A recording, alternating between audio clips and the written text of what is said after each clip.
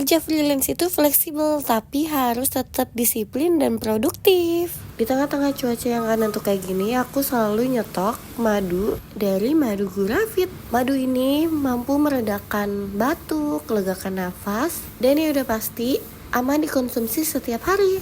Aku selalu bawa ini di tas karena setiap aku udah mulai batuk dan flu, aku selalu minum ini. Madu Gurafit ini bisa dibeli di toko online atau juga bisa dibeli di apotek terdekat kalian. Jadi tunggu apa lagi, stok Madu Gurafit untuk meredakan nafas dan meredakan tenggorokan. Jadi setiap tenggorokan udah gak enak, kalian bisa minum madu ini.